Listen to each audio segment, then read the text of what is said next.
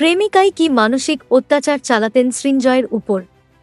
দিলীপ ঘোষের সৎপুত্রের মৃত্যু নিয়ে পোস্ট কুণাল ঘোষের। কিসের ইঙ্গিত দেখুন রিঙ্কু মজুমদারের ছেলে সৃঞ্জয়ের মৃত্যু কিভাবে হল তা নিয়ে কাটাছেঁড়া অব্যাহত। সৃঞ্জয় মজুমদারের মৃত্যুর পর থেকে ক্রমাগত আলোচনা চলছে সমাজের বিভিন্ন স্তরে। প্রসঙ্গত ২৭ বছরের সৃঞ্জয় রিঙ্কু মজুমদার এবং তার প্রথম স্বামী রাজা দাশগুপ্তের ছেলে।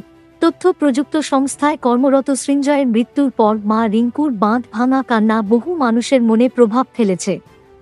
ফলে ২৭ বছরের তরতাজা যুবকের মৃত্যু নিয়ে একাধিক জল্পনা শুরু হয়েছে। এসবের মাঝে দিলীপ ঘোষ স্টেপসন সৎপুত্রের মৃত্যু নিয়ে কুণাল ঘোষের পোস্ট ঘিরে ফের শুরু হয়েছে জোর চর্চা। সৃঞ্জয়ের মৃত্যুতে কুণাল ঘোষ কি লিখলেন দেখুন। কুণাল ঘোষ নিজের সোশ্যাল হ্যান্ডেলে একটি পোস্ট করেন। এখানে তিনি আমি ঝুমা নামে একটি অ্যাকাউন্টের পোস্ট তিনি তুলে ধরেন।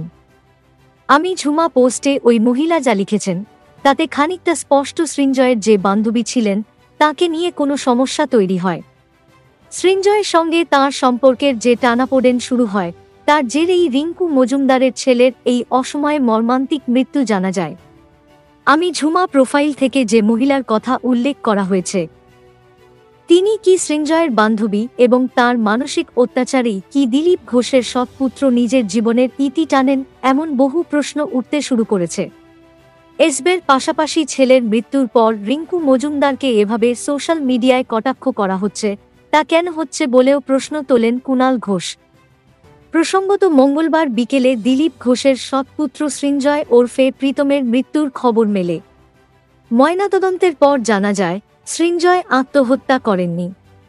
তবে তাঁর মৃত্যুর পিছনে যদি কারো হাত থাকে তা প্রকাশিত হোক বলেও দাবি করছেন বহু মানুষ।